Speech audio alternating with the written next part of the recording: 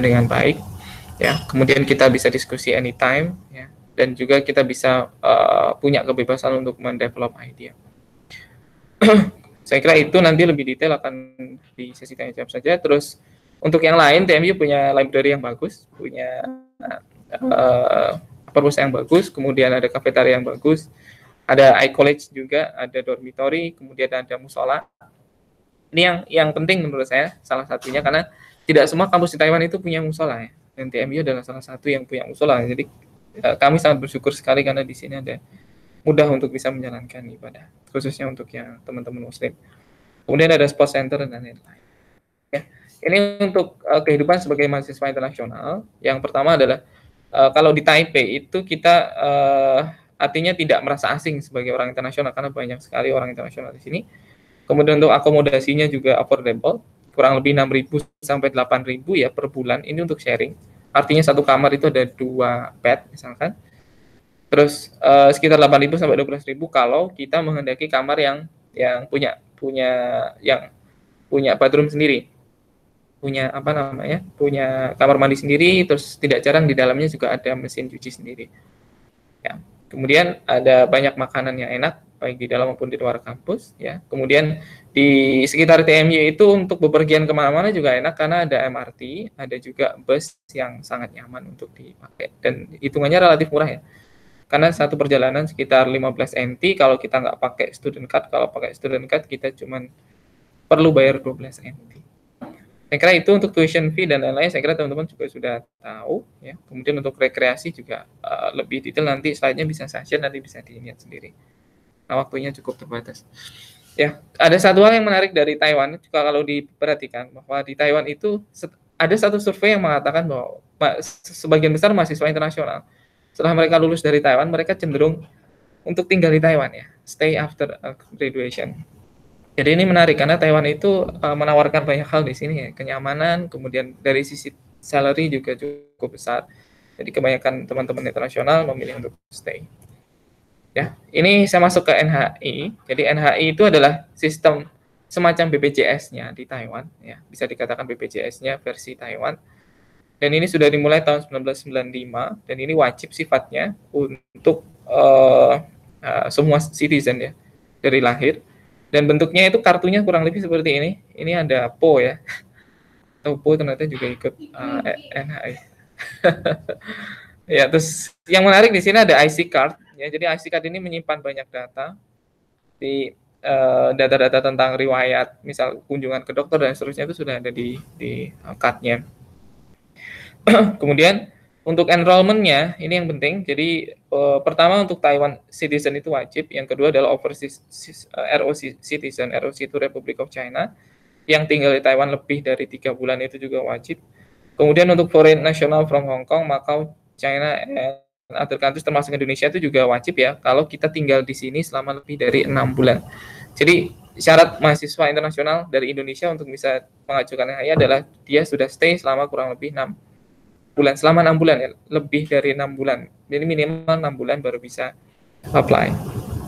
Ya, saya kira itu. Kemudian untuk tinggal 6 bulan ini, tinggal 6 bulan seterusnya, atau misalkan kita punya one trip abroad, jadi kita punya satu perjalanan keluar tapi tidak lebih dari 30 hari, itu boleh apply. Tapi kalau lebih, itu hitungannya nanti cukup berbeda, artinya disesuaikan untuk masa 6 bulan tinggal di Taiwan, ya. Terus untuk foreign student biasanya di ini sama TMU, di organisasi sama TMU. Terus untuk fee-nya itu NHI itu 4.494 per semester. Jadi satu semester 4.500. Cukup mahal sih, tapi ini sangat bermanfaat kalau teman-teman nanti, ya, meskipun tidak diinginkan, ya, tiba-tiba sakit, ini sangat bermanfaat. Jadi bisa mengcover banyak hal kalau di Taiwan. Ini yang terakhir adalah tentang akademik kalender di TMU. Untuk kalender akademik, saya yakin teman-teman sudah punya, ya, teman-teman Camaba. Ini kalau belum punya nanti bisa di-download dari sini. Sudah saya sediakan linknya. Cara melihatnya mungkin beberapa juga sudah tahu, mungkin saya share aja lagi singkat. Yang di sebelah kiri adalah bulan. Kemudian yang sebelah kanannya adalah tanggal. Jadi dicek untuk misalkan bulan September, minggu pertama, ini beberapa hal yang bisa dilakukan di bulan September ini, yang masuk kolom berikutnya. Terus untuk contohnya tanggal 13 minggu depan. Jadi tanggal 13 sampai 19 yang bisa dilakukan. Tanggal 14 September itu terms begin, artinya semester baru sudah dimulai. Kemudian application accepted to give up minor and double major. Kemudian freshman swim test, ini aja ada uji untuk renang dan seterusnya. Dan yang penting ini buat kita yang berwarna biru ya, 14 sampai 23 itu ada course add and drop. Jadi kurang lebih singkatnya begitu untuk cara melihat kalender akademik. Ini cukup detail, PDF-nya dari bulan Agustus sampai kalau nggak salah 2 semester, baik semester ini maupun semester depannya. Saya kira itu dari saya. Terima kasih and looking forward to see you all at TMU. Assalamualaikum warahmatullahi wabarakatuh. Oke, terima kasih Mas Bayu sudah menyampaikan sekilas gimana sih kehidupan di Taiwan, di TMU, gimana sih perkuliahan di TMU. Kalau teman-teman melihat kalender akademik, sebenarnya teman-teman akan menyadari bahwa di Taiwan itu sedikit tanggal merahnya, beda dengan di Indonesia. Jadi sebenarnya memang liburnya tuh nggak banyak. Jadi jangan berharap libur banyak, kecuali summer break atau winter break. Terus yang perlu digarisbawahi juga adalah NHI. Jadi kalau teman-teman mau berhasil mendapatkan NHI, wajib stay lebih dari 6 bulan, gitu.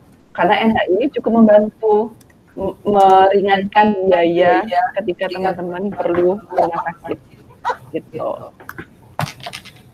Kemudian terkait sama course, ya saya sepakat, jadi ilmunya up to date dan kita bisa across loh, ada departemen. Jadi saya di nutrition, saya bisa ikut kuliah di global health atau kuliah di medicine di IGPM. Jadi kita bisa across, ada departemen. Jadi it's okay, misalnya teman-teman mau ingin tahu tentang suatu topik, tapi tidak ada di departemen itu, bisa ke departemen yang lain, kayak gitu. Itu sih secara sekilas gimana kehidupan di TMU. Oke, yang punya pertanyaan bisa disampaikan di kolom chat. Kita lanjut ke pemateri kedua dari Mas Bayu Satria sebagai Ketua ISA, International Student Association. Mas Bayu. Ya. Oke, ya Mas. Terima kasih waktunya, Mbak. Silakan ya Mas Bayu, dimulai.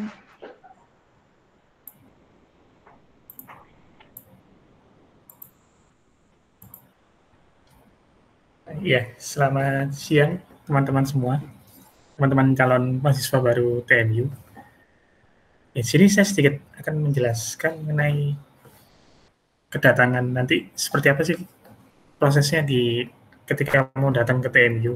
Mungkin ini sebenarnya sudah ada di website OJI juga.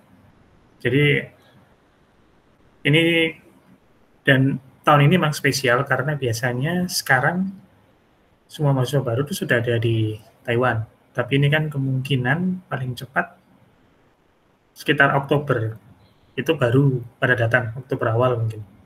Itu baru pada datang di Taiwan, masuk TMU mungkin ya minggu ketiga atau keempat Oktober, karena harus karantina 14 hari. Jadi karena COVID ini ada perubahan dari ini ya, kebiasaan yang sebelum-sebelumnya.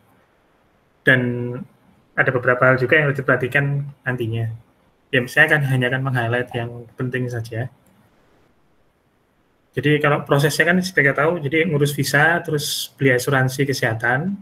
Nah, asuransi kesehatan ini banyak macamnya. Kalau dulu kita tinggal datang terus beli di TMU, tapi sekarang diminta di Indonesia sudah beli, jadi sudah beli polis asuransinya.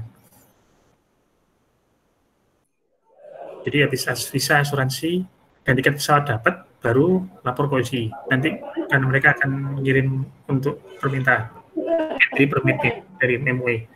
Jadi sebenarnya ibaratnya ini sebenarnya belum full dibuka, tapi MUI sudah melobi ke pemerintah Taiwan bahwa mahasiswa boleh masuk hanya untuk mereka yang memenuhi syarat-syarat tertentu. Jadi harus ngirim visa, asuransi, dan tiket pesawat serta bayar hotel untuk karantina. Nah, nanti jangan lupa tadi ya, kalau tiket pesawatnya itu pesannya yang minimal 3 minggu setelah pengajuan izin ke OJI. Jadi misalnya Senin ngajuin izinnya, berarti tiket pesawatnya dibelinya 3 minggu setelah hari Senin. Terus kemudian nanti dikasih bayar hotel karantina. Nah, ini memang kebijakan dari pemerintah Taiwan juga sudah tidak membolehkan mahasiswa itu karantina selain di luar kampus. Harus di luar kampus. Jadi karantinanya udah nggak boleh di kampus lagi. Jadi di mana-mana mereka sudah nggak boleh menggunakan dormitory untuk karantina karena sudah selesai liburnya. Jadi sudah masuk lagi mahasiswa yang lama, itu kan sudah padat lagi. Nah, jadi kampus kayaknya sudah susah dan mereka meminta tidak membolehkan kampus menggunakan bangunannya terutama dormitory untuk karantina. Jadi hampir semua akan karantina di hotel. Nah, nanti bayarnya kartu kredit kalau tidak salah di website OJI. Jadi nggak bisa pakai ATM transfer gitu, harus pakai kredit card.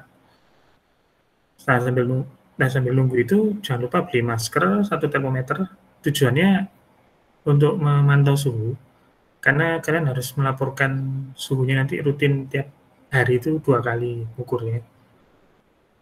Nah, terus jangan lupa dokumennya tadi juga dibawa.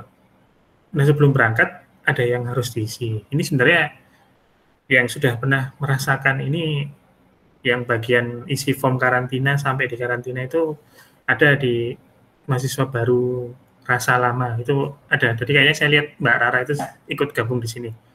Nah, dia sudah merasakan gimana proses karantinanya ya. Nah, 14 sebelum masuk itu isi ini dapat SMS ditunjukkan ke bandara.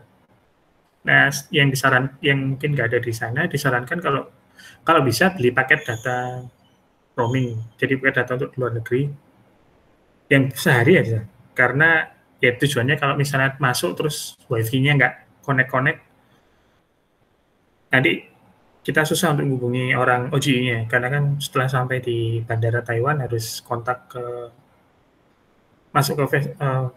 via Facebook-nya atau via sosial medianya ini OJI ISS International Student Section untuk bilang bahwa kita sampai. Jadi mereka akan standby di tempat menunggu mahasiswa yang datang. Terus jangan lupa uang rupiahnya ditukar. Nah, ini kalau bisa sih ini minimal 1.000 ini, karena OJI kan ya mereka mikirnya cuma untuk karantina, untuk biaya taksi.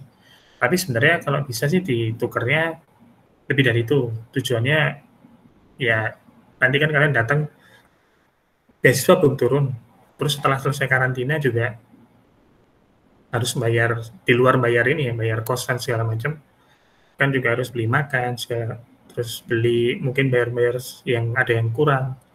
Nah, itu mending bawa, karena kalau narik tunai dari ATM itu kursnya kurang begitu bagus. Terakhir saya tarik tunai dari ATM BNI itu cuma bisa 8.000 tot sehari, 8.000. Itu kalau nggak dirubah ininya ya, limitnya. Jadi kan kita bisa naikkan limit penarikan tunai. Kalau misalnya pakai yang standarnya itu sehari cuma bisa narik 8.000 NT dengan kursnya satu NTD itu dihargai sekitar 512. Jadi cukup tinggi. Kita bayarnya cukup lumayan lah daripada kita tukar.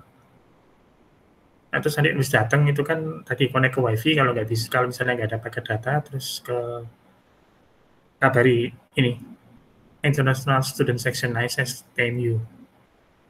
Habis imigrasi nanti ke tempat kayak gini, itu ada di fotonya di OJI. Jadi kalau bisa sebelum berangkat waktu masih di Indonesia, halamannya OJI yang untuk mengenai proses kedatangan itu di screenshot semua, terus disimpan di HP. Jadi tujuannya kalau misalnya tiba-tiba error gitu, kita nggak perlu bingung nunggu wifi atau internet, tinggal dibuka aja gambar, oh saya harus ke sini dulu, oh saya dari sini ke sini. Tujuannya itu. Terus nanti dikasih kartu perdana untuk 14 hari aja.